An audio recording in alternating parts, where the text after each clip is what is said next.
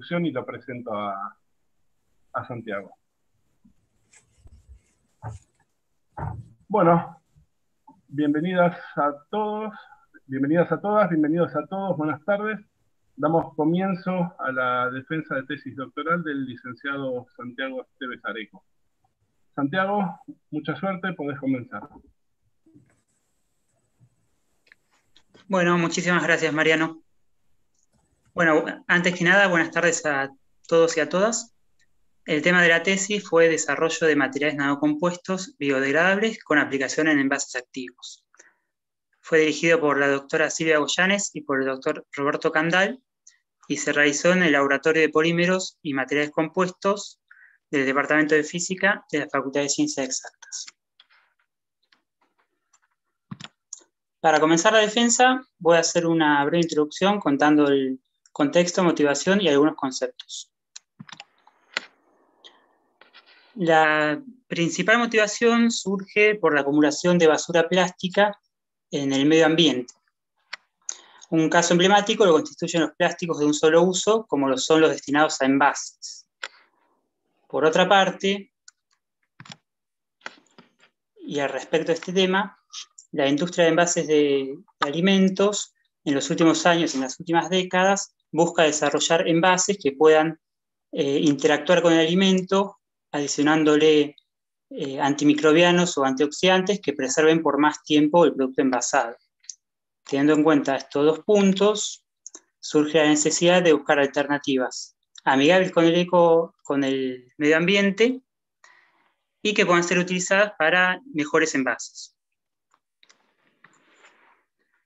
Los materiales poliméricos, a grandes rasgos, los podemos clasificar según su origen y el fin de su vida en distintos grupos. De acuerdo a su origen, podemos decir que son sintéticos, aquellos derivados de la industria petroquímica, o podemos decir que son biobasados, los que obtenemos desde fuentes naturales renovables. A su vez, respecto al fin de su vida, podemos hacer una gran clasificación en materiales no biodegradables y materiales biodegradables. Los plásticos convencionales serían sintéticos y no biodegradables. También hay alternativas que son biobasadas y que tampoco son no biodegradables, como puede ser el BioPET. Después tenemos plásticos sintéticos que son biodegradables, como el alcohol polivinílico. Y también tenemos algunos materiales basados en polímeros biobasados que son biodegradables, como pueden ser aquellos basados en celulosa o en almidón. En la tesis trabajé con polímeros biodegradables, en particular usé alcohol polivinílico, que es sintético, y almidón, que es biobasado. Por otro lado, como venía contando en la diapositiva anterior, la industria de envases de alimentos busca diferentes alternativas para aumentar la vida útil de los productos en góndola. De aquí surge el concepto de envase activo, que es un sistema que aísla el producto del exterior, pero también interactúa. Puede interactuar con el alimento envasado, con la atmósfera que lo rodea, o también con la atmósfera interior y la atmósfera exterior. De esta forma hay envases activos que proveen compuestos antioxidantes, algunos proveen compuestos antimicrobianos y hay otros que interactúan con el etileno o con el oxígeno. Además, hay que tener en cuenta que la industria de envases generalmente utiliza sistemas de varias capas. Esto se hace así para poder combinar propiedades de distintos materiales y obtener mejores empaques. Por ello, vamos a buscar desarrollar materiales que puedan ser utilizados como envases activos, es decir, a los cuales le vamos a añadir principios activos, y partiendo de materiales biodegradables. Generalmente, los materiales biodegradables tienen propiedades peores frente a los plásticos tradicionales, en cuanto a las propiedades mecánicas y en cuanto a la barrera a distintos gases. La nanotecnología ofrece ciertas herramientas que podemos utilizar para mejorar las propiedades de estos materiales. En particular, cuando nos movemos en la nanoescala, el área superficial aumenta respecto al volumen. Un caso típico es si tenemos una suspensión de partículas A concentración fija, cuando disminuimos el tamaño de partícula, vamos a tener una mayor cantidad de partículas y, por lo tanto, una mayor superficie. Este concepto se puede aplicar para obtener materiales reforzados. En los materiales reforzados con nanocargas se pueden obtener mejores propiedades añadiendo un porcentaje relativamente bajo de carga. Además, este concepto también se puede aplicar en los materiales nanoestructurados, como lo pueden ser aquellos formados por fibras nanométricas. Este tipo de material presenta una relación área-volumen muy grande que se puede aprovechar para atrapar y para liberar principios activos, que era uno de los puntos que interesaba en la tesis. Por ello también se van a desarrollar a lo largo de la presentación materiales nanocompuestos y nanoestructurados, teniendo en cuenta los conceptos anteriores de que sean con polímeros biodegradables y que se puedan usar para envases activos. El primer polímero con el que trabajé es el almidón. El almidón es un polímero biobasado de disponibilidad alta y costo bajo. Se puede extraer de diferentes plantas, como pueden ser algunos cereales o tubérculos. Lo interesante del almidón es que permite formar películas termoplásticas, incorporándole plastificantes, y que además el material termoplástico del almidón se puede obtener por metodologías escalables a nivel industrial. Cuando se extrae el almidón de las diferentes plantas, presenta una estructura de gránulos que tiene una estructura multiescala con zonas semicristalinas y zonas amorfas. Y en última instancia está formado por dos moléculas.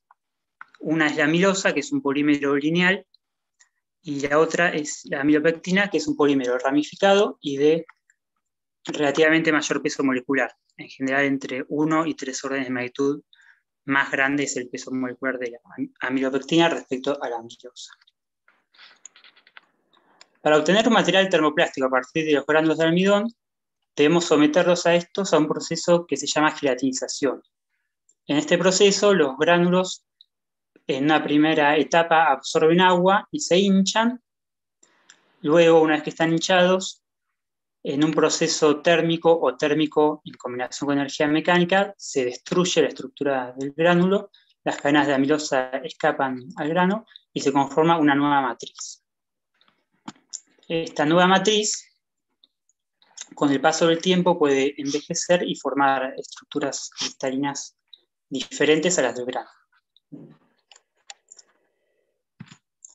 El segundo polímero con el que trabajé es el alcohol polivinílico. En este caso es un polímero biodegradable, pero no es biobasado, sino que se obtiene de la industria petroquímica mediante la hidrólisis del poliacetato de vinilo.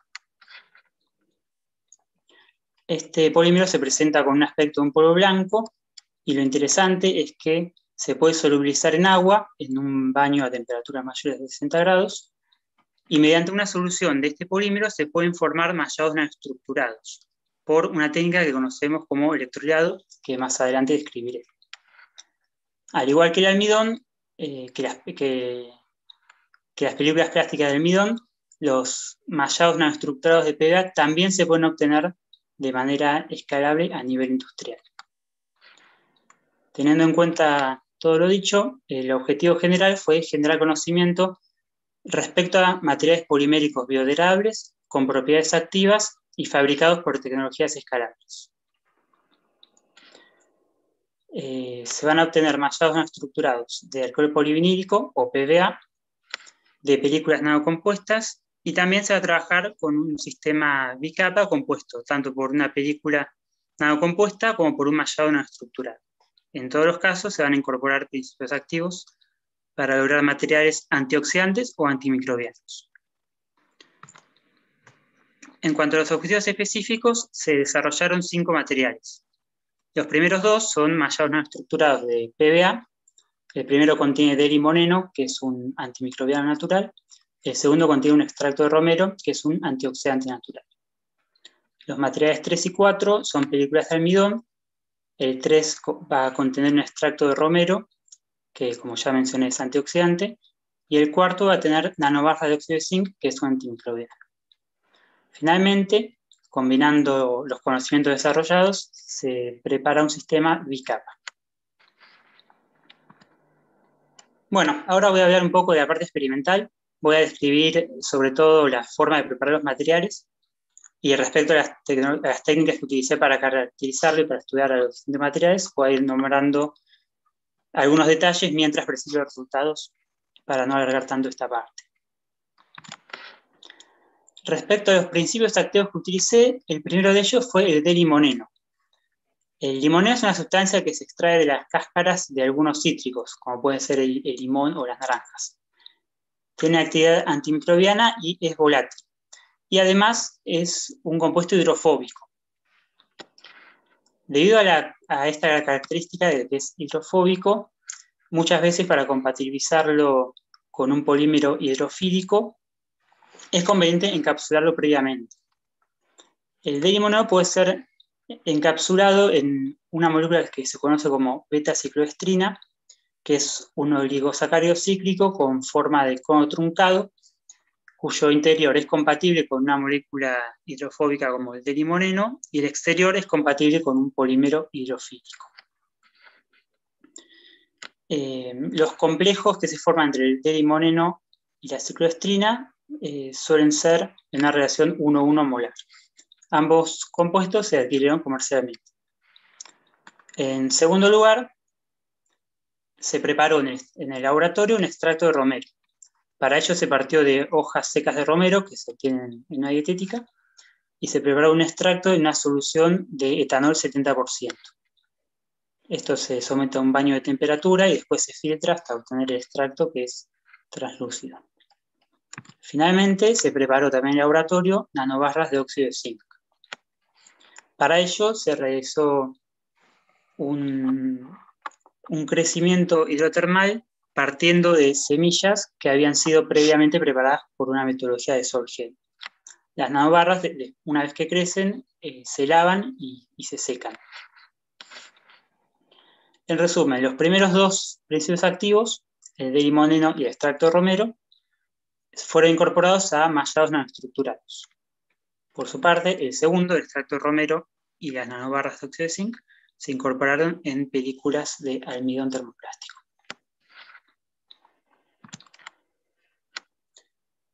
Para la fabricación de los mallados nanoestructurados, utilicé la técnica de electrolizado. El electrolizado es una técnica escalable, como mencioné previamente, se puede realizar a nivel industrial, que permite obtener mallados de nanofibras. Para ello se parte de una solución polimérica que es viscosa y es conductiva. En el proceso de electrolizado se expulsa la solución polimérica por una aguja que tiene un diámetro interno generalmente menor al milímetro, y se establece una diferencia de potencial entre la aguja y un colector que se ubica a cierta distancia. La distancia entre la aguja y el colector suelen ser entre 10 y 20 centímetros. A medida que la solución se expulsa por la aguja, la gota que se forma se deforma debido a la fuerza electrostática y a la fuerza de tensión superficial. Bajo ciertas condiciones, tanto de la solución como del potencial aplicado, esta gota adquiere una forma de cono y de la punta del cono se desprende un jet que se dirige en dirección al colector. Este jet, a medida que viaja, se va evaporando el solvente, se afina y se van depositando fibras unas sobre otras, de manera de que se obtiene un mallado de fibras no tejidas, están depositadas unas sobre otras. En la figura de abajo a la izquierda se ve un esquema típico de un equipo de electrolizado, que es el colector cilíndrico rotante, enfrentado a un juego de agujas. En el laboratorio usamos 6 agujas, y las agujas se mueven longitudinalmente. Tanto el giro del colector como el movimiento de las agujas asegura obtener un material de más o menos 20 centímetros por 20 centímetros con espesores homogéneos. En la figura se muestra ahora una fotografía del equipo que usé, que es el que está en el laboratorio. Este equipo, al igual que los mallados de alcohol polivinílico de los que tomé partida, ya había sido desarrollado previamente en laboratorio en otras tesis, y en dichas tesis se lograron obtener mallados nanoestructurados insolubles en agua. Generalmente los mallados nanoestructurados de PBA, cuando se sumergen en agua, se disuelven casi al instante.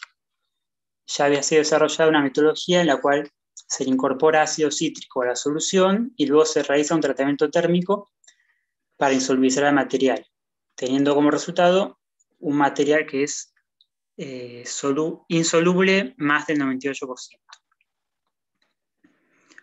La otra técnica de fabricación que utilicé es la extrusión seguida de carandrado o termoprensado. Como mencioné en la introducción, esto es una técnica escalable, se utiliza en muchas industrias, sobre todo de alimentos, y en el caso del almidón, el almidón puede gelatinizar durante este proceso. Es decir, a la entrada se coloca una mezcla, que es el almidón con una cantidad baja de agua, es decir, tiene el aspecto de un polvo todavía, algunos plastificantes, y ahí mismo a la entrada se incorporan los aditivos o los principios activos que quieran. A medida que el tornillo arrastra la mezcla, el almidón gelatiniza por temperatura, por presión y por esfuerzos de corte. El esfuerzo de corte del filete del tornillo suele romper los gránulos, entonces colabora a la gelatinización. En la imagen se ve la extrusora del laboratorio, y en particular usé para distintos materiales o una boquilla circular o una boquilla plana seguida de una calandria. En cualquier caso, las muestras obtenidas fueron termoprensadas para homogeneizar los espesores y así se obtuvieron las películas. Finalmente, se prepararon películas bicapa combinando ambas tecnologías. Es decir, primero se prepararon películas por extrusión, la película de almidón preparada por extrusión se colocó sobre el colector de electrohilado, se realizó el proceso de electrohilado para depositar fibras sobre la primera película, el material obtenido se termoprensó y así se obtuvo el sistema bicapa, compuesto por un mallado nanoestructurado y por una película nanocompuesta. Ahora voy a presentar resultados de los 5 materiales que nombré en los objetivos. El primero de ellos son los mallados de electrohilado que contienen delimoné. El material de partida, que es el mallado de PBA, que aquí llamé PBA, ya había sido desarrollado previamente. Como conté, tiene el aspecto de, a simple vista tiene el aspecto de una tela. Cuando uno lo ve por microscopía SEM, se revelan nanofibras con diámetros de alrededor de 100 nanómetros, entre 60 y 140, con un diámetro medio de 120. Y lo que se hizo es incorporar el limoneno en la solución, es decir, se tiene la solución de PBA, se incorpora el limoneno y después se procesa. En este caso se obtiene un material muy parecido y sin diferencias significativas en el diámetro medio. Sin embargo, recordemos que el proceso de electrohilado lleva en sí una etapa de evaporación de solvente, donde el limoneno, que es un compuesto volátil, podría perderse. Además, el mallado obtenido se sometió a un tratamiento térmico donde también podría perderse el limoneno. Por ello, adicionalmente se prepararon 2 sistemas más, donde se incluye la cicloestrina, que es esta molécula que puede encapsular y estabilizar el limoneno y compatibilizarlo también con el polímero. Al incorporar cicloestrina, que es el material de arriba a la derecha, PBACD, la morfología tampoco cambia, es decir, que la cicloestrina no produce cambios en el material. Sin embargo, cuando agregamos cicloestrina y delimoneno en simultáneo, se observa un ensanchamiento significativo del diámetro de las fibras. Generalmente, cuando el delimoneno o una molécula hidrofóbica encapsula con una cicloestrina, se forman estructuras cristalinas típicas. Esto se observó cuando se preparó la solución de electrohilado por un cambio de color de la solución. Con lo cual se sugiere que hay complejos de inclusión beta-cicloestrina de limoneno que forman una estructura cristalina adicional. Para corroborar esto, se realizaron experimentos de difracción de rayos X.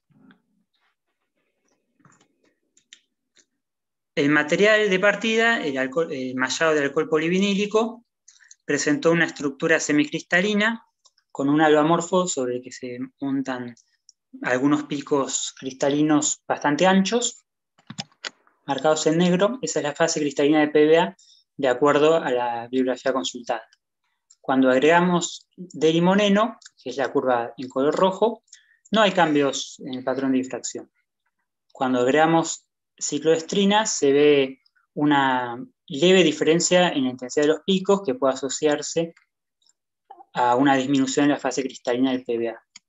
Finalmente, lo que me interesaba saber es qué pasa en el material que tiene los complejos de inclusión. Y efectivamente se ven unos picos adicionales que, consultando con la bibliografía, efectivamente corresponden a la fase cristalina de los complejos de inclusión. La presencia de estos complejos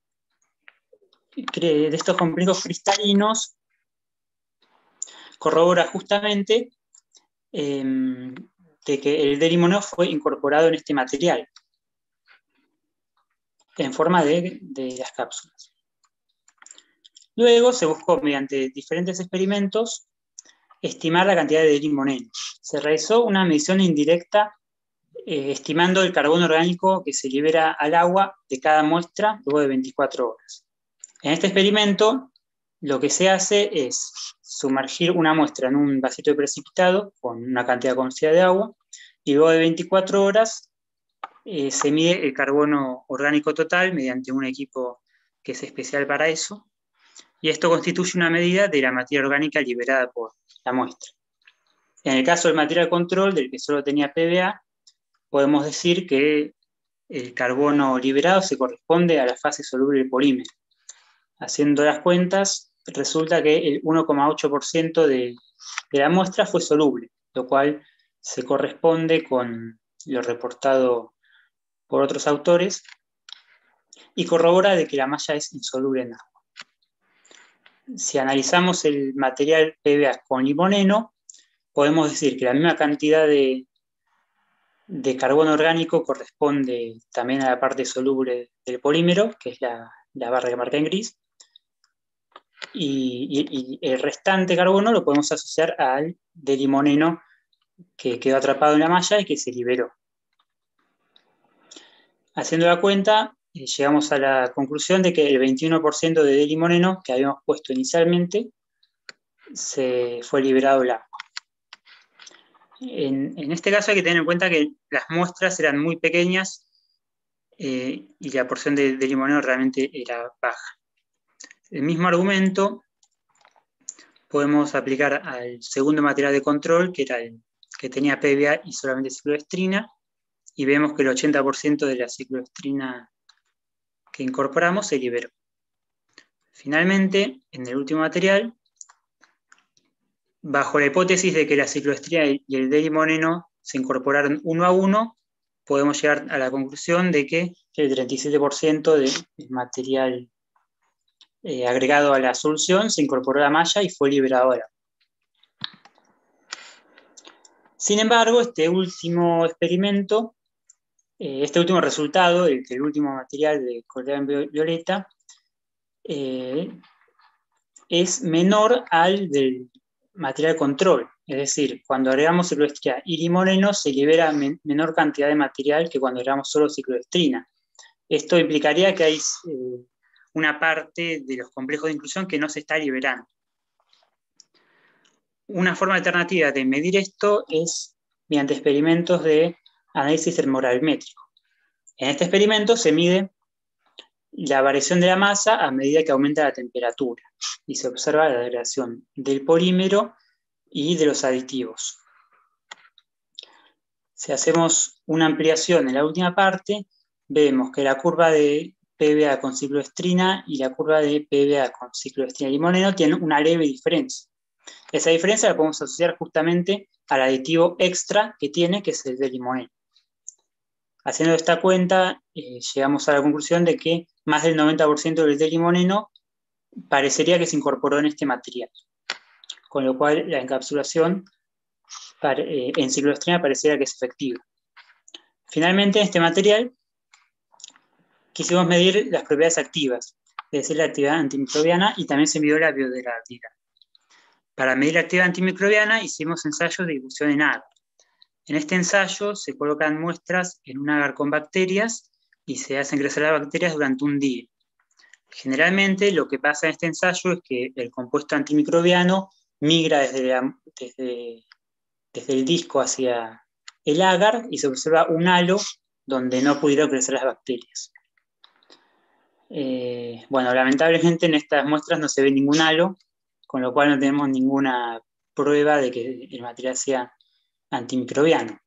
Esto podría pasar por dos cosas. El limoneno es poco, se incorporó poco en los materiales, o directamente que el limoneno no migra, sino que se queda en el material antes que migrar en el agua. Adicionalmente, se realizaron experimentos de respirometría. En estos experimentos lo que se hace es colocar muestras de cada material en una suspensión de bacterias. En ambos casos se usó Escherichia coli. En el experimento de respirometría se mide la respiración de las bacterias, es decir, el dióxido de carbono que producen, y como la única fuente de carbono es el material, el dióxido de carbono se puede asociar a un porcentaje de masa que se pierde.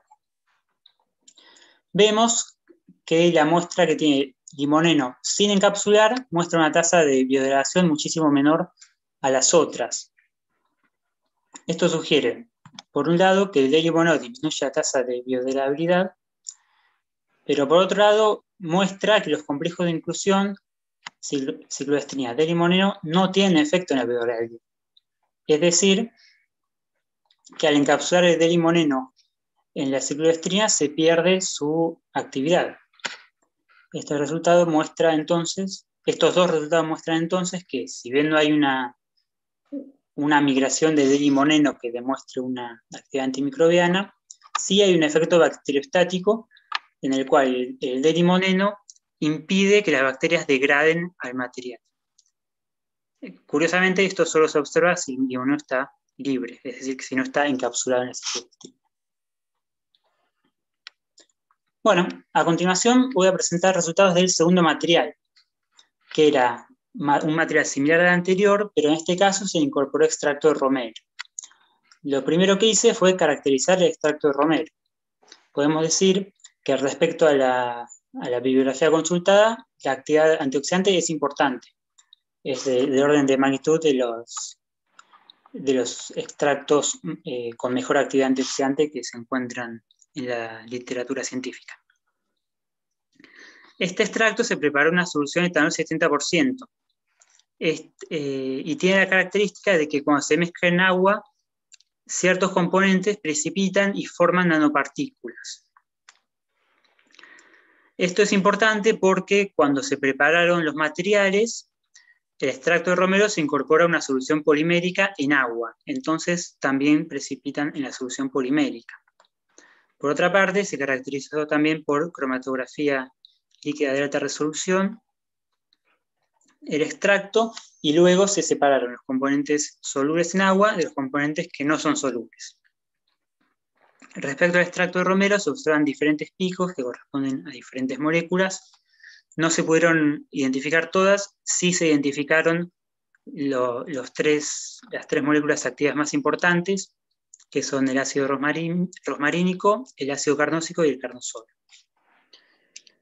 Respecto a los cromatogramas azul y rojo, se observa que las nanopartículas están formadas justamente por los componentes que salen a mayor tiempo, que de acuerdo a la columna que usamos en el cromatógrafo, son los componentes menos polares, lo cual tiene sentido.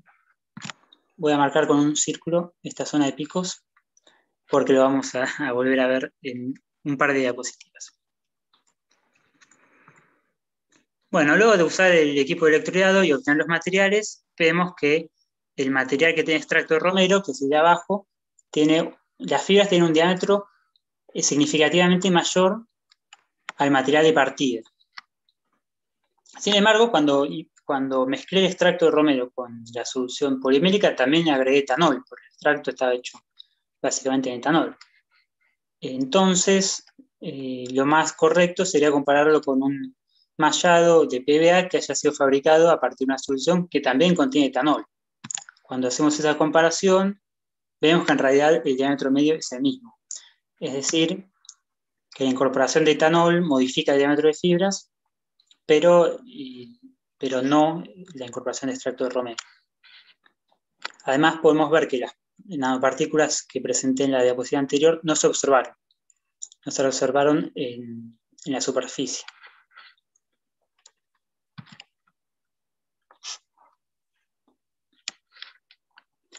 A partir de un análisis de espectroscopía infrarroja por reflectancia total atenuada, se buscaron interacciones entre el extracto y el polímero. Se puede ver en la figura que hay un pico adicional que corrobora la presencia del extracto dentro del material. Si analizamos la zona de vibración de los grupos OH, se observa un corrimiento hacia menores temperaturas, lo cual sugiere enlaces de puente de hidrógeno entre ambas moléculas. Por otra parte, al analizar la degradación de los materiales y el extracto, también se detectan interacciones. En este caso vemos que el extracto de romero empieza a degradarse alrededor de los 200 grados centígrados, como se ve en la curva verde. Sin embargo, en el material que contiene romero no se observa ninguna degradación extra en esa zona, con lo cual el extracto no se estaría degradando cuando está dentro de las fibras. Esto sugiere que el extracto está siendo estabilizado térmicamente por el material, lo cual se relaciona justamente a las interacciones químicas. Luego, a partir de este material, se determinó la actividad antioxidante a diferentes medios. En primer lugar, se buscó la eficiencia de encapsulación, obteniéndose un 87 más menos 3% de los polifenoles atrapados en las fibras, y además se corroboró que estos polifenoles mantienen su actividad antioxidante. Luego se buscó ver cómo se liberan diferentes medios. En este caso se usaron medios líquidos que simulan ser distintos tipos de alimentos. En este caso, todas las muestras están sumergidas completamente en los distintos simulantes. Se observa que en los simulantes lipofílicos, que es el del color ocre, la liberación es muy rápida, en 30 minutos alcanza más del 70%, y además es el medio donde mayor cantidad de compuestos se libera. En un simulante hidrofílico, que es la curva azul, la liberación es un poco más lenta y además se consigue liberar menor cantidad de polifenoles. Finalmente, en el simulante ácido se liberan bastante menos. Después de varias horas no se libera más del 30% de lo encapsulado. Los polifenoles liberados a cada medio se analizaron también por cromatografía líquida de alta resolución. Y lo interesante de aquí es que, como contaba hace 2 diapositivas, es que en la zona de entre 8 y 9 minutos, los compuestos que pertenecen a ese tiempo en el cromatograma solo se extraen en el simulante lipofílico. Y justamente estos eran los compuestos que formaban las nanopartículas. El simulante lipofílico es un simulante que es una mezcla agua-etanol y justamente es el medio que podría disolver las nanopartículas y por ello pareciera que es mayor y más rápida la liberación aquí. Teniendo en cuenta los datos de liberación, se realizaron ajustes para dilucidar los mecanismos de liberación involucrados. En particular, se utilizaron 2 ecuaciones empíricas, que es la ecuación de Weibull y la de potencia. De acuerdo a la bibliografía, el exponente de cada una de estas ecuaciones determinan los mecanismos de liberación. Al medio lipofílico no se pudo hacer un ajuste, justamente porque la liberación fue muy rápida y no había forma de que las curvas se ajusten. En cualquiera de las 2 ecuaciones, el parámetro B para la de Weibull o N para la ley de potencia, determinan la forma de la curva. Y la forma de la curva es la que indica el mecanismo involucrado. Para el medio hidrofílico, tanto la ecuación de Weibull como la ley de Potenzial indican que la vibración es por relajación de cadena, lo cual está asociado a la absorción de fluido por parte del material. En cambio, en el medio ácido, los dos modelos indican que la vibración es principalmente por difusión. En este material se demostró de que presenta una actividad antioxidante alta, de que es capaz de encapsular los polifenoles, de estabilizarlos térmicamente, y además se demuestra de que tiene una cinética de vibración diferente a cada medio y muy alta en el simulante lipofílico, muy alta y muy rápida. A continuación voy a hablar del tercer material, que eran las películas de almidón, que contienen extracto de romero. Para desarrollar este material se partió de un material, de una matriz que ya había sido desarrollada en el laboratorio previamente, que es la que se presenta en la figura. Esta foto de una micrografía representa la superficie de fractura de una película de almidón, la cual presenta una superficie lisa, que no tiene ni agujeros ni fragmentos de gránulos de almidón. Recordemos que el extracto de romero tenía la capacidad de formar nanopartículas cuando se mezclaba en agua. En este caso, durante el proceso de fabricación, el extracto se mezcló con agua y luego el agua con extracto se incorporó al polvo de almidón. Y luego de la extrusión y el termoprensado, se observó que en las películas aparecen las nanopartículas. Estas nanopartículas presentaron un tamaño de entre 100 y 500 nanómetros insertas dentro de la matriz de almidón, y se observa que en el material, el cuarto material, el de abajo a la derecha, se observan unos aglomerados. Estos materiales tienen una concentración diferente del extracto de romero, 2,5 el que es ER2,5, 5% el ER5 y 10% el último. Otro aspecto interesante es que al hacer una ampliación en el microscopio se observa una buena adhesión de las partículas. No se observan ni granos alrededor de la partícula y además se observa que el polímero recubre las partículas. Se analizó por difracción de rayos X la formación de diferentes estructuras y el efecto que tenía el extracto sobre esto. La película control, la de almidón termoplástico, presenta una serie de picos que se pueden asociar a dos estructuras diferentes. La primera de ellas se llama estructura B y corresponde a la retrogradación, es decir, a estructuras cristalinas que se forman por el envejecimiento del material. Otra serie de picos se pueden asociar a una estructura que se conoce como BH, que se forma a partir de la amilosa, que forma complejos de inclusión con algunas moléculas hidrofóbicas, aceites, o con moléculas pequeñas, en este caso el glicerol, que era uno de los plastificantes que utiliza. Se observa que cuando se incorpora extracto de romero en cualquier cantidad, el patrón de difracción es similar, pero hay corrimientos de picos. El corrimientos pequeños de los picos asociados a la retrogradación indicarían que el extracto modifica la retrogradación, justamente. Por otra parte, los corrimientos de los picos asociados a la estructura BH, y en particular el aumento en la intensidad de uno de ellos, sugeriría que alguna molécula de extracto puede formar complejos también con amilosa y se forma una estructura BH diferente, con un diferente factor de estructura que daría una intensidad diferente de ese pico.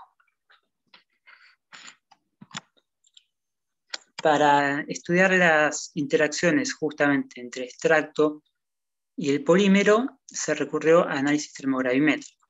En este caso se observa que la degradación térmica del almidón ocurre a menores temperaturas cuando se incorpora extracto de romero, con lo cual se sugiere que hay que el extracto de romero debilita las interacciones entre cadenas, lo cual permite que degrade antes. Se estudiaron las propiedades mecánicas de estas películas termoplásticas. La película de control es la curva negra. Cuando se incorpora extracto de romero en cualquier proporción, se observa que la deformación máxima aumenta, lo cual se asocia a un efecto plastificante. Para concentraciones relativamente altas de extracto de romero, 5% y 10%, también se observa un menor módulo de Young y una menor tensión a rotura. El módulo de Young se evidencia en la pendiente inicial, entre 0 y 1 o 2%. El material conteniendo 2,5% de extracto de romero mostró mayor deformación máxima, pero también mostró mayor tensión a rotura y un módulo de Young similar. Esto se puede asociar a un efecto de refuerzo mecánico que otorgan justamente las nanopartículas. Este efecto solamente se vio en el material con concentraciones bajas de extracto, con lo cual para los otros materiales hay un balance entre el efecto plastificante y el mecánico que termina siendo mayoritario el plastificante. Se analizaron las propiedades de susceptibilidad al agua respecto a la solubilidad de los materiales de almidón con extracto en agua. Se observa que es más soluble a medida que aumenta la concentración de extracto de romero. La solubilidad en este caso es alta, lo cual de alguna forma impide o dificultaría la aplicación de estos materiales en alimentos reales. Respecto a la permeabilidad del vapor de agua, se observa que al incorporar extracto de romero, este parámetro baja, es decir, se hacen menos permeables al agua. En particular, esto se puede asociar al incremento del camino tortuoso que producen las nanopartículas. Luego se analizó la liberación de polifenoles de cada uno de las películas de almidón a diferentes medios. Por ello tenemos, por cada uno de los materiales, tenemos 3 curvas de liberación. En este caso, a diferencia del material de alcohol polivinílico, las películas de almidón son bastante solubles, como mostré en el slide anterior, alrededor del 20% del material es soluble en agua, con lo cual el simulante hidrofílico es el que mayor cantidad de polifenoles liberó y más rápido que los otros simulantes. Mediante la ecuación de Weibull se buscó dilucidar los mecanismos de liberación. En este caso, se pudieron ajustar solo el lipofílico y el ácido. Como conté anteriormente, el medio hidrofílico, la liberación fue descontrolada, fue muy rápida. En 15 minutos ya se alcanzaba más del 70% y los ajustes fueron malos.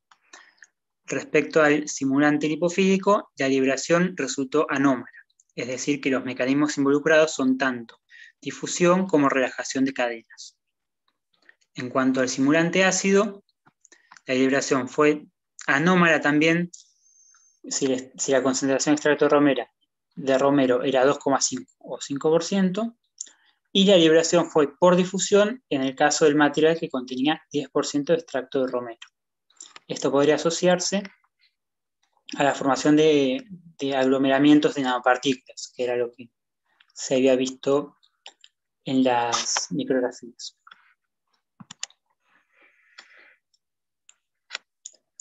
Respecto al material conteniendo nanobarras de zinc, lo primero que se hizo fue preparar las barras y caracterizarlas por microscopía. Presentaron un ancho de alrededor de 90 nanómetros y un largo de 900 nanómetros, es decir que la morfología presentó una relación de aspecto de 10 más menos 4. Al incorporar estas nanobarras a las películas de almidón, se observa nuevamente en la película control una superficie lisa, y en la película con nanobarras se observan que estas están insertas en la matriz de almidón. Lo curioso es que no se observó que conserven la relación de aspecto, con lo cual podrían haber sido partidas durante parte del proceso. Lo que sí se observó es que las nanobarras o los fragmentos de nanobarras están bien dispersos en la matriz, es decir que el proceso de extrusión seguido de calandrado y termoprensado permite obtener una buena distribución de cargas. Al hacer una ampliación sobre las nanobarras, se observa también que la adhesión es buena, en este caso. Se estudió el efecto de las nanobarras sobre la estructura cristalina del almidón. Nuevamente, como control, tenemos una estructura semicristalina con picos que se corresponden a dos estructuras, la estructura B larga y la estructura B corta H. Se observa que cuando se agrega las nanobarras de óxido de zinc hay un cambio en la intensidad relativa de los picos. En particular, los picos asociados a la estructura BH parecen menos intensos en el material que contiene óxido de zinc, con lo cual podría pasar que las nanobarras de zinc estén interactuando con los clasificantes y entonces hay menos clasificante disponible para formar esta estructura. Para corroborar este efecto se realizaron análisis termogravimétricos, donde se observa claramente una diferencia en la etapa que corresponde a la evaporación de los clasificantes. En el material que contiene nanobarra de zinc, los clasificantes necesitan más energía para evaporarse, con lo cual se indica una interacción entre clasificantes y nanobarras. Se valoran las propiedades mecánicas, se observa que cuando se incorpora nanobarra de zinc hay un mayor módulo de Young y una mayor tensión a rotura. Esto no necesariamente viene por un refuerzo de las nanobarras, sino que puede deberse a la menor cantidad disponible de plastificante, que es lo que mostré en la diapositiva anterior. Lo interesante es que no se disminuye la deformación a rotura al agregar 1% de nanobarra de óxido de zinc. Respecto a la solubilidad al agua, el contenido de humedad baja al incorporar nanobarra de zinc, con lo cual el material sería menos susceptible al agua, y la permeabilidad al vapor de agua también baja. Sin embargo, esta diferencia no es significativa, al menos con 95% no llega al 95% de confianza. Luego se evaluó la actividad antimicrobiana de este material. Se realizó, en primer lugar, un ensayo de difusión en agar. Nuevamente nos encontramos con que no hay difusión. En este caso, las nanobarras no se espera que migren, sino que son un antimicrobiano que actúa en superficie. Lo que sí se observa es que la bacteria Escherichia coli pudo crecer arriba del film, es decir, que lo empezó a biodegradar. A simple vista se puede ver eso, pero no pudo hacer lo mismo con la película que contiene nanobarra de zinc. Luego, para cuantificar la actividad bacteriostática, es decir, la actividad sobre la superficie, se realizó un ensayo normado según el ensayo estándar GIS Z2801. En este ensayo lo que se hace es colocar una cantidad conocida de bacterias sobre la superficie del material, luego se deja crecer las bacterias durante un día en condiciones favorables, se lava el material y se cuenta la cantidad de bacterias que crecieron sobre la superficie.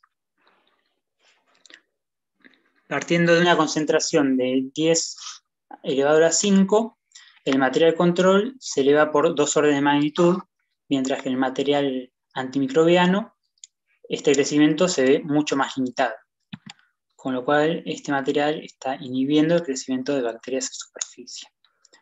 Estos resultados muestran que la película obtenida presenta mejores propiedades mecánicas, mayor tensión a rotura, sin perder la deformación máxima, y además tiene un efecto bacteriostático, que inhibe el crecimiento de bacterias en la superficie de la matriz de almidón.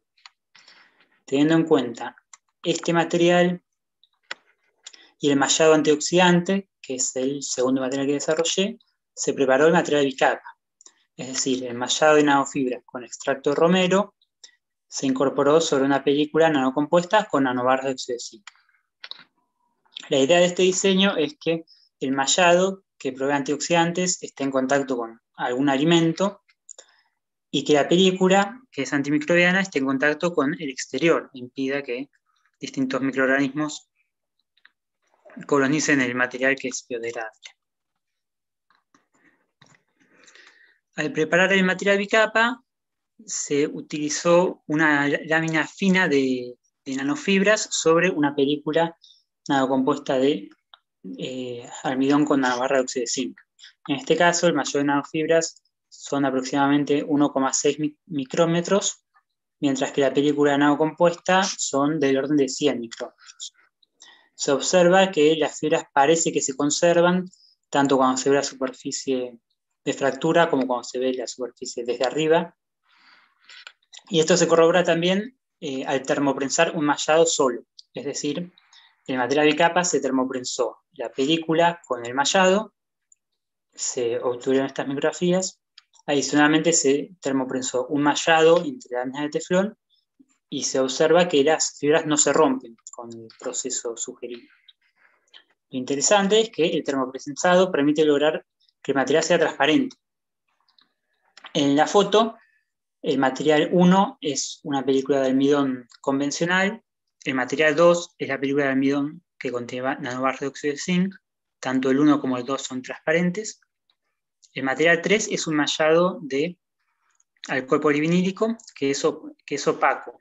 Esto ocurre por el múltiple scattering producido por las nanofibras. El material 4, que vuelve a ser transparente, es el material bicapa. En este caso, lo que puede estar pasando, si se conserva la estructura de fibras y se obtiene una transparencia, es que el almidón está llenando los espacios entre fibras. Al ocurrir esto, como el PBA y el almidón tienen un índice de refracción similar, el material es translúcido a la luz visible. Una forma de corroborar justamente que el almidón llena los espacios entre fibras es mediante un experimento de espectroscopía infrarroja con un módulo de reflectancia dotada atenuada. En este experimento, el haz incide sobre la superficie de la muestra y mide los primeros micrómetros de la superficie. Al observar los espectros, se ve que el material bicapa, medido desde el lado del mallado, tiene bandas que corresponden tanto al almidón como al PBA. Por otra parte, no se observaron corrimientos de picos, es decir, que no hay evidencia de interacciones. Al analizar la degradación térmica, se observa, primero, que las diferencias son mínimas, sobre todo porque la masa del mallado de PBA es mucho menor a la masa de la película. Como comenté anteriormente, del ancho total, solo 1,6 micrones eran del mallado y encima es un material poroso, por lo cual la masa es muchísimo menor. Lo que sí ocurre es que el mallado retarda la degradación de los clasificantes del almidón, lo cual se ve en la figura interna, al comparar la curva roja con la azul. Respecto a la respuesta mecánica, aquí en la figura incluí también el material de partida, que sería una película de almidón. Cuando incorporamos las nanobarras de óxido de zinc, aumenta el módulo de Young, aumenta la tensión a la rotura y no disminuye la deformación a la rotura. Si además le agregamos esta capa de 1,6 micrómetros de fibras de alcohol polivinílico, lo que vemos es que la deformación máxima aumenta considerablemente. Esto podría deberse a que el mallado evita la propagación de fisuras. Luego se analizó la susceptibilidad del agua. En particular, es interesante analizar la permeabilidad al vapor de agua. Al incorporar las nanobarras de zinc, se observa una disminución y cuando se agrega también la capa de fibras, sigue habiendo una disminución aún mayor. Es decir, que tanto las nanobarras como el mallado incrementan el camino tortuoso de las moléculas de vapor de agua, que permiten que este parámetro mejore. En cuanto a las propiedades activas, se midió nuevamente por el ensayo estándar la actividad bacteriostática. En este caso, la columna negra y la columna roja son los resultados que ya mostré previamente, que indican que cuando se incorporan nanobarras de óxido de zinc, el crecimiento de bacterias se ve limitado, lo cual muestra actividad bacteriostática. Las columnas verde y azul muestran el ensayo realizado sobre la superficie del bicapa, sobre la superficie del mallado para la columna verde y sobre la superficie de la película con nanobarras, la columna azul. En este caso vemos que solo presenta actividad bacteriostática la cara de la película con nanobarras de óxido de zinc. Esto muestra que el extracto de romero, si bien es un buen antioxidante, no es antimicrobiano, pero también sugiere que no hay migración de las nanobarras hacia el mallado. Es decir, que la actividad bacteriostática no se evidencia del otro lado, no se manifiesta del otro lado. Luego se estudió la migración tanto del zinc como de los polifenoles. Recordemos que este es un sistema bicapa en el cual pretendía que solo una de las capas esté en contacto con el alimento, o bueno, en este caso en la tesis fueron simulantes de alimentos. Si usamos el material de una capa, que es almidón con nanobarra de óxido de zinc, se detecta zinc tanto en el simulante como en la superficie del material. Este ensayo lo que se hace es colocar una muestra circular sobre el simulante de alimentos que está atrapado en un filtro. Luego se separan, luego de 24 horas se separan y se mide la superficie de tanto el material como del filtro.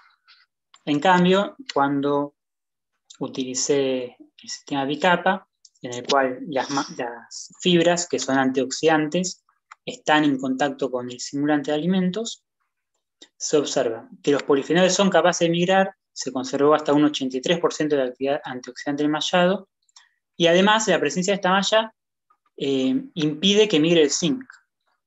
Al menos con la resolución del equipo no se detectó zinc que haya podido migrar al simulante y tampoco se detectó zinc que haya podido migrar a la superficie de las nanofibras. Por lo tanto, este último material que presenté muestra diferentes ventajas. Primero, mejoraron las propiedades mecánicas, también mejoró la permeabilidad del vapor de agua, la actividad antioxidante y bacteriostática se conservan y no hay evidencia de que haya migración de zinc de la capa externa al interior, ni a la capa interna ni al posible alimento. Como conclusiones de este trabajo, se demostró que las tecnologías empleadas, que son la extrusión y electrohilado, permiten obtener materiales nanoestructurados o nanocompuestos con propiedades activas. Además, se demostró que es posible combinar ambas tecnologías para obtener películas multicapas con propiedades superadoras. Por otra parte, se demostró que los mallados insolubles de PDA pueden incorporar polifenoles de un extracto de romero, los cuales mantienen su actividad y su composición. Es interesante que estos polifenoles muestran una cinética de liberación diferente según la polaridad o acidez del medio al cual se pretenden liberar. En segundo lugar, a través de la extrusión se pueden obtener materiales nanocompuestos con una buena distribución de cargas. Esto se observó tanto para concentraciones bajas de extracto de romero, de nanopartículas de romero, como de nanobarras de óxido de zinc. En ambos casos se mejoraron las propiedades del material matriz. Por otro lado, respecto a la incorporación de nanopartículas de romero, se demostró que existen dos efectos. Por un lado, hay un refuerzo mecánico por parte de los componentes no miscibles con el almidón, y por otro lado, hay un efecto plastificante por parte de los componentes que son miscibles del almidón. Además, se demostró que es factible realizar electrohilado sobre una película dieléctrica de forma tal de obtener un sistema bicapa. Además, el mallado permite actuar como una barrera que evita la emigración desde la capa externa hacia el alimento. Algunos trabajos futuros que podrían surgir a partir de la presente tesis es el estudio de mallados funcionalizados que permitan cinéticas de liberación específicas. Sería interesante estudiar y determinar cuánto influye las características de la matriz como del compuesto encapsulado para la liberación controlada. Además, es necesario desarrollar matrices de almidón con mejores propiedades. En particular, es necesario que las matrices no sean susceptibles al agua para que puedan ser aplicadas como recubrimiento de alimentos. Por otra parte, sería interesante profundizar el estudio sobre interacciones entre las capas. En particular, en esta tesis no se estudió o no se detectó posible migración de plastificantes de almidón hacia las nanofibras, y también sería interesante ver qué efecto tienen las fibras sobre la retrogradación del almidón que ocurre en su inmediatez. Bueno, muchísimas gracias a todos por su atención. Bueno, muy bien. Ahora pueden comenzar las preguntas. Quien quiera arrancar, no hay un orden estipulado, así que quien tenga ganas puede hacerlo.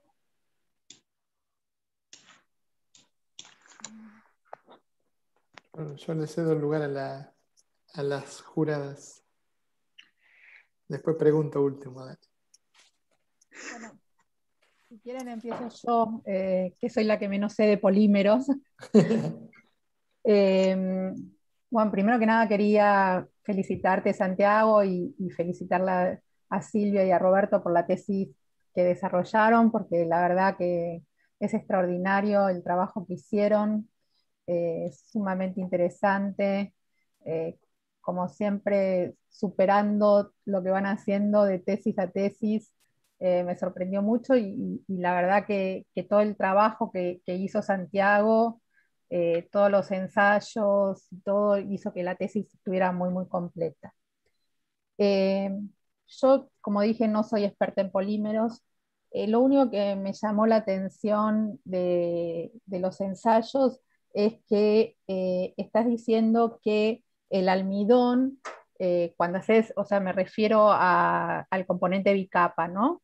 Y decís que la película de almidón como que se entremezcla con el mallado, o sea, como que llena la parte libre del mallado. Pero por otro lado no ves ni el paso del zinc, o sea, que el zinc llegue al alimento, y tampoco lo ves en EDS, que en realidad eso fue lo que más me sorprendió, porque el EDS no solo vería la parte superficial, sino que ves algún par de micrones y tu mallado tiene solo un par de micrones, o sea, no llega a los 2 micrones. Entonces, ¿vos tenés idea por qué del lado, o sea, cuando estudias con EDS, del lado del mallado no ves el zinc? ¿Es porque el porcentaje de zinc es muy bajo? Sí, por un lado, el porcentaje de zinc efectivamente es bajo, es menor al 1% del material, pero por otro lado, si vemos la película de almidón, sí se detecta el zinc. Lo que podría pasar es que cuando el almidón penetra entre las nanofibras, las nanobarras, que eran bastante grandes por lo que vimos, no están penetrando. Entonces, esto podría ser un efecto que contribuya bastante a lograr eso. O sea, que el tamaño que te queda, porque a vos no te quedan las nanobarras completas, o sea, las nanobarras igual están como rotas durante la extrusión. Vos decís que el tamaño que te queda de las nanobarras es más grande que el tamaño que hay en el mallado. Claro, podría dificultarse el traspaso entre los poros que forman las fibras. Perfecto. Y después lo otro que tengo es una curiosidad, es si ustedes estudiaron como si fuese el envejecimiento, o sea, si vos tuvieras que guardar o almacenar este tipo de materiales, ¿cuánto tiempo lo podrías almacenar? ¿Tenés idea de, porque digo, uno fabrica el material y no automáticamente lo va a poner sobre el alimento? ¿Qué pasa con estos tipos de materiales en el tiempo? Sí, generalmente los materiales, digamos, los basados en almidón envejecen y cambian sus propiedades. Lo que está demostrado en papers anteriores es que aproximadamente las primeras 4 semanas es cuando los cambios son más significativos. Por eso en los ensayos siempre los almacenamos 4 semanas, esperamos a que se estabilicen bastante y recién ahí se ensayan las películas. De todas formas, siempre es un aspecto que se puede interesar, que es interesante estudiar, sobre todo porque el cambio de la formulación, de la matriz o de los componentes pueden afectar la forma en que envejece el material. Y en cuanto a los principios activos, o sea, en cuanto digamos, a la actividad de la esencia de romero o las barras de zinc en el tiempo, ¿eso también va decayendo o eso se mantiene? ¿Tenés idea? ¿Lo estudiaron? Eso no lo estudiamos. Hay algunas referencias que muestran enmallados de electrolizado que se mantiene por varios meses, que se mantiene bien la actividad, es decir, que la matriz polimérica los estabiliza bien. Nosotros no lo estudiamos, tomamos en cuenta esas referencias que indican que estudiaron y que demostraron que se estabilizan por varios meses. Pero sí, también es algo que sería súper interesante estudiar, sobre todo con los compuestos que son más susceptibles. Bueno, muchas gracias, felicitaciones de nuevo por el trabajo. No, por favor, muchas gracias por el interés y las preguntas. Bueno, voy a seguir yo entonces. Bueno, ante todo, Santiago, felicitaciones para vos, para Muchas Roberto gracias. y para Silvia. Bueno, con esos directores no podíamos esperar otra cosa. Realmente un trabajo muy, muy bueno, donde no quedó nada por tocar, porque extrusión, electrohilado, nanopartículas, las nanobarras de zinc, extrajiste, no solamente usaste un antioxidante natural, sino que encima extrajiste del extracto de romero, hiciste el extracto de romero, lo caracterizaste, lo liberaste, hiciste el bicapa, como que no quedó mucho por probar. Me pareció muy, muy interesante, muy, muy fácil de leer el trabajo también. Eh, Agradezco mucho también ese pequeño resumen que hay antes de cada capítulo, que eso, bueno, nada, uno antes de leer ya sabe, digamos, qué esperar del capítulo que va a encarar. Y cada capítulo es como una mini tesis pequeña, ¿no? O sea, un trabajo muy, muy exhaustivo. Y también me pareció una discusión muy profunda de los resultados que obtuviste, que eso, bueno, también demuestran la solidez, no solamente de lo que vos estuviste haciendo, sino toda la interrelación con trabajos previos y demás. Me parecieron muy, muy interesantes los ensayos de liberación. Y te quería preguntar, bueno, además de la elección de los simulantes, que bueno, obviamente seguís la norma y demás, bueno, esos ensayos, ahí si no recuerdo mal, en materiales y métodos habías dicho que usabas un volumen de 20 mililitros, puede ser, si no recuerdo mal, y quería Sí. preguntarte si esos ensayos eran con o sin reposición de muestra una vez tomada, porque vi, bueno, que sacabas un montón de datos, de puntos. Sí, de hecho hay un problema en algunas de las curvas que se ve bastante diferencia, bastante, ¿cómo se dice? O sea, una variabilidad bastante, como que sube y baja los puntos. Lo que pasa es que las muestras son independientes. Claro, por Entonces, a supuesto. veces la inhomogeneidad del material hacía que dé más alto el punto a menores tiempos. O sea, para cada punto se tomaron muestras independientes. Bien, sí, sí, me imagino que lo repetiste millón de veces, porque estas cosas se hacen así, para tener esa cantidad de Sí, puntos, para que el modelo te ajuste. Me imagino que, bueno, que fue eso también, que fue bastante exhaustivo.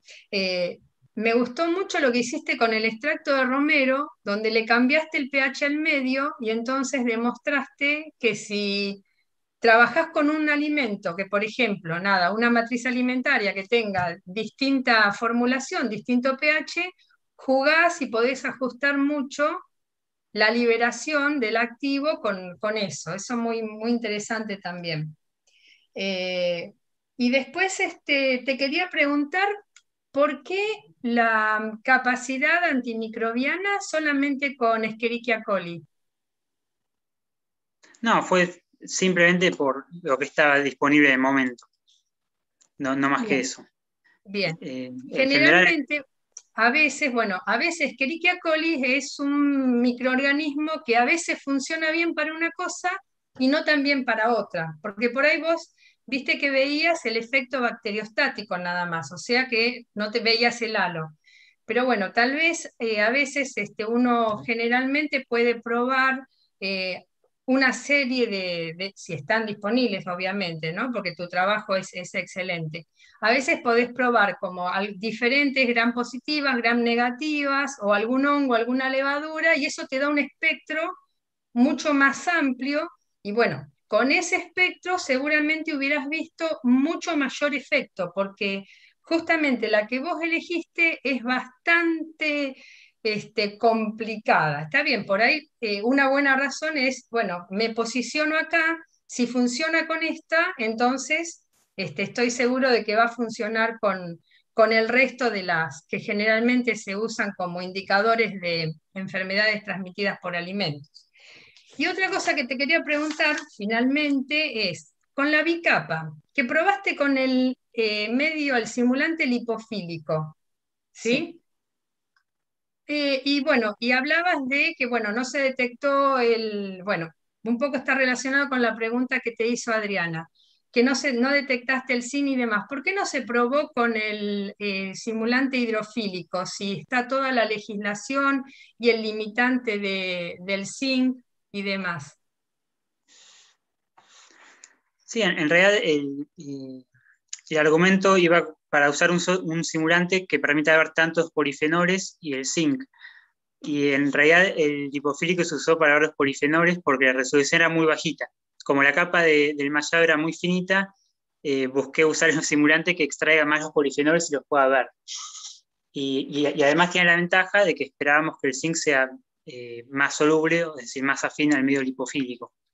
Por eso se usó solo eso.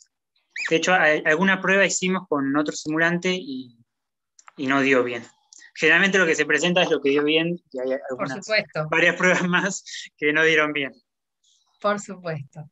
Bueno, me pareció un trabajo muy, muy bueno. Y bueno, ahí en una diapositiva había una chuleta, supongamos. ¿En qué alimento te imaginas que lo vas a aplicar?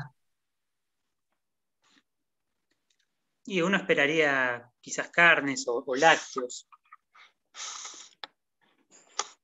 Bien, y otra pregunta Muchas. es, bueno, me imagino que lo irán a patentar esto, que estará en vías de eso, porque tiene un potencial, digamos, haber tomado este sistema y haber considerado con tanto detalle el escalado del proceso, bueno, me imagino que esto va a ser transferible o tiene mucho potencial de transferencia, así que esperaríamos eso también como parte de las perspectivas futuras, ¿no? Sí, no está planteado patentarlo, pero bueno. Sería muy bueno, muy novedoso, me parece. Sobre todo este sistema bicapa con ese me parece que está muy, muy bueno. Bueno, muchas gracias. Bueno, por mi parte, nada más que felicitarlos. Muy, muy buena simbiosis. Bueno, muchísimas gracias. Y antes de terminar, y agradezco que algunas de las cositas que te había marcado las incorporaste en la presentación. Así que bueno, te agradezco eso también. Dale, perfecto. Sí, lo estuve leyendo las correcciones. Bueno, sigo yo. Bueno, felicitaciones Santiago, Silvia y Roberto por el trabajo. Realmente es un gran trabajo. Digamos, se ve que lo han hecho trabajar mucho a Santiago. Eh, y sobre todo siendo físico, ¿no? Que muchas de las cosas que hizo no las debe haber visto nunca en su vida en la carrera, así que se debe haber tenido que poner a aprender muchas técnicas nuevas que estaban por ir más lejos de lo que había aprendido en el grado. Así que bueno, es un doble esfuerzo por ahí a veces aprender todas estas cosas. Yo tenía algunas dudas, pero bueno, algunas ya las contestaste. algunas reflexiones nada más, después te mando, porque me tomé el trabajo de corregir la tesis y ponerle todos los comentarios donde encontraba algún error, así que no son muchos, Perfecto. pero para que quede mejor nada más. Dos comentarios, digamos, de docente. Uno que, digamos, lo escucho y no me gusta, digamos, y trato de corregirlo. Los polímeros todos se nombran como poli. Entonces no es alcohol polivinílico, es polivinilalcohol. No es ácido poliláctico, es poliácido láctico. Así que eso te lo corregí en toda la tesis. Donde decía alcohol polivinílico te puse polivinilalcohol. Porque realmente es un polímero y no es un alcohol con muchos vinilos. ¿Se entiende? Está bien. Sí, por ahí se ven en muchas partes que se Sí, escribe pero así, yo pero creo que es bueno, una el mala inglés es más justo en los traducción, nombres. una mala traducción al español del inglés, porque en inglés está bien escrito, digamos, y Sí, nadie sí, pone tal cual. alcohol En inglés es más polivinílico. justo el idioma con lo que queremos decir. Eso por un lado, y por otro lado, digamos, el tema de la transformación del almidón cuando haces almidón termoplástico. En realidad, cuando vos extrudás el almidón, no tenés gelatinización. O sea, la gelatinización ocurre solamente si no tenés esfuerzo de corte y cuando tenés mucho más plastificante que almidón. O sea, tenés solamente plastificante y temperatura. Entonces, ahí, digamos, el fenómeno físico es que las moléculas de amilosa salen afuera de los gránulos, pero los gránulos quedan prácticamente intactos y esos son los que actúan como puntos de entrecruzamiento del gel de almidón. Cuando uno lo hace un almidón termoplástico, es decir, cuando uno lo extruda, lo que estás haciendo es aplicando temperatura menos plastificante, de hecho le pones mucho menos que cuando lo gelatinizás, y esfuerzo de corte. Y el proceso que ocurre es totalmente distinto, digamos, no es que queden los gránulos más o menos intactos, sino que estás rompiendo los gránulos y tratando de obtener amilosa y amilopectina libre, digamos. O sea, rompes la estructura granular del almidón nativo y generas una estructura de moléculas libres de amilosa y amilopectina que después se reacomodan y recristalizan, digamos, lo que vos mostrabas ahí, en otras formas, como la forma B o como la forma B larga o B corta, digamos, dependiendo de las características del almidón. Entonces eso es otra cosa que también te corregí a lo largo de la tesis, que digamos, cuando haces almidón termoplástico debería ser una termoplastificación, una destructuración o destructurización de los granos de almidón y no una gelatinización. Pero nada, es una cuestión digamos, de terminología, igual está muy bien. Y esto está explicado en la literatura, digamos, de hace más de 20 o 30 años, digamos, cuáles son las transformaciones del almidón en distintas condiciones, digamos. Y si extrudás, si seguís extrudando, terminás teniendo, digamos, degradación, o sea que podrías llegar a tener dextrinas, si lo extrudás mucho más. Así que eso, digamos, fueron un par de cosas que te corregí a lo largo de la tesis, pero más que nada para que queden bien escritas. Después algunas dudas también, digamos, por la formación. Por ejemplo, en algún lado vos del PBA reportás la viscosidad, ¿sí? Antes de electrohilarlo, y decís que lo medís con un viscosímetro Brookfield a 15 RPM. Ahora, está bien, es un valor de viscosidad, no necesariamente, digamos, o sea, si realmente querés saber si dos soluciones tienen viscosidades parecidas o no, deberías tener toda la curva de viscosidad, porque a menos que sean newtonianas, puede ser que a 15 RPM uno sea mayor, otra sea menor, pero porque tengan distinto comportamiento a distintas velocidades de formación. ¿Se entiende? Entonces, por ahí, es cierto, vos lo estás comparando para tus mismas soluciones, con lo cual te está dando una idea si al agregarle la carga, es decir, el extracto de romero, lo que fue, o el limoneno, en ese caso, te cambia la viscosidad o no. pero en realidad es un punto que es, digamos, podría no ser muy representativo a veces de lo que querés cuantificar, digamos. Después, el contenido de humedad que lo midieron, es cierto que está la norma esta digamos, de secarlo hasta un determinado tiempo a 105 grados por ahí. Ahora, cuando tenés plastificantes, en el caso del almidón, puede ser que también se te vayan los plastificantes. Ahí lo que deberías chequear es que realmente ese valor coincida por alguna técnica independiente, como podría ser Cal-Fisher o alguna otra forma, que vos midas solamente agua y no cambio en la masa. ¿Sí? Porque puede ser que estés perdiendo también parte de glicerol o de algunos otros plastificantes y lo que estás midiendo no es exactamente contenido de humedad. Pero bueno, es bastante aproximado e igual, digamos, se puede usar, no hay problema. Pero si querés ser un poco más estricto por ahí, deberías chequear esos valores con una medida de Cal-Fisher del contenido de humedad. ¿Qué otras cosas anoté por acá? A ver. Lo del, digamos, teniendo en cuenta el escalado de lo que ustedes proponen y que realmente está bueno porque es cierto que si no nos quedamos siempre en la etapa de laboratorio y si lo queremos llevar a una gran escala es imposible. Para ponerle el extracto de romero en el almidón, cuando lo extrudabas, vos lo secabas, ¿sí? Supongo que el secado sería, digamos, lo que pudieron hacer a nivel de laboratorio, pero no se les ocurrió usar un spray drying o alguna técnica de secado que después también fuese escalable, cosa que el extracto de romero que pones, digamos, esté secado con algo que si lo necesitas escalar también a gran escala, tenga las mismas características que tendría, digamos, la extrusión o los otros procesos que aplicaste.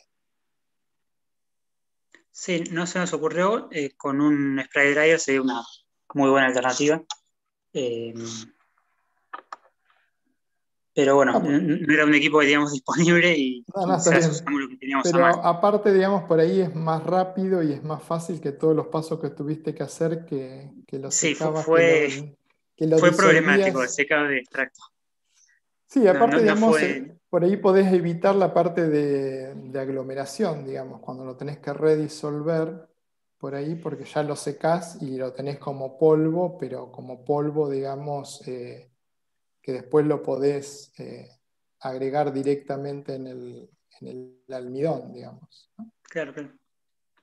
Lo que pasa que va a necesitar tipo una ciclodestrina, algo de eso, una maltodestrina para eso. Nosotros que hemos probado en el spray dry precisás otra cosa y eso te complica después. O sea, lo tendrías que tener en cuenta. Un adyuvante, decís, Ale. Eso. Sí, sí, por eso, podría ser. Pero bueno, por ahí podrían pensarlo como técnica para el trabajo futuro. Y por ahí algo que también ya les sirva para el almidón, ¿no? Para después procesarlo. Después, una duda que me surgió, pero esto porque no soy de alimentos. Vos le agregás un catalizador cuando optimizaste lo de la película, que es el hipofosfito de sodio. ¿El hipofosfito de sodio está aceptado para alimentos? ¿Es GRAS?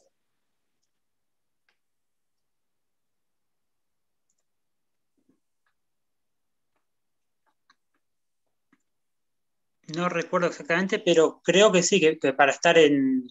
O sea, no para alimentos, sino para materiales en contacto con alimentos.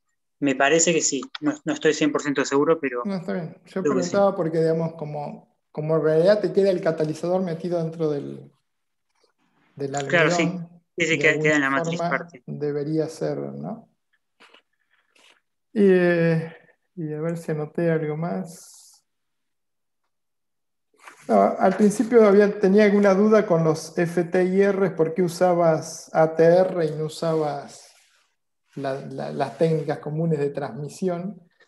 Después vi que por ahí quizás para para el fin de la capa, digamos, cuando vos tenés la doble capa, ahí sí tenés que hacer ATR, pues no te queda otra.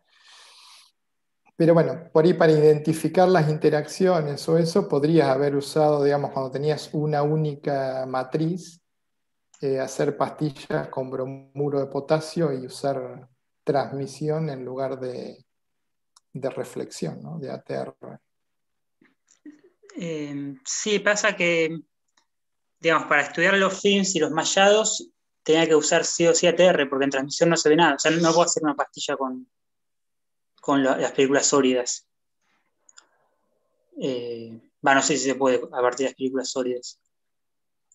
Sí, podés Quizás para tomar los un pedacito de componentes puros sí partícula se y podría. mezclarlo con bromuro de potasio, que es transparente al infrarrojo, y hacer una pastilla. Obviamente estás, digamos, cambiando por ahí un poco la estructura, ¿no? De lo que estás mirando, pero bueno, si querés mirar interacciones, por ahí se podría hacer. Claro, sí, sí. Bien, y bueno, no, después creo que nada más. De nuevo te felicito por todo el trabajo, que ha sido mucho y muy bueno. Bueno, muchísimas Y, gracias. y bueno, y espero que sigas entusiasmado con el almidón, que no es muy bueno a veces para trabajar, no es muy amigable. Bueno, lamentablemente dejo el almidón este año, así que no va a poder ser. Pero bueno, con polímeros sí sigo. ¿Y qué vas a hacer? O sea, ya te cansaste el almidón, parece. Algo así, sí. No, empiezo ahora un proyecto acá en Tandil, también con Silvia, de mezclas quitosano PBA para remediación de aguas. Ahí en el Infimat. Claro, sí. Mirá qué bien, qué bueno. Bueno, Así que bueno. antes de cortar la transmisión por YouTube, ¿tienen algún otro comentario o pregunta para hacerle a Santiago? No, No. Muy bien. Entonces, corto la transmisión en YouTube.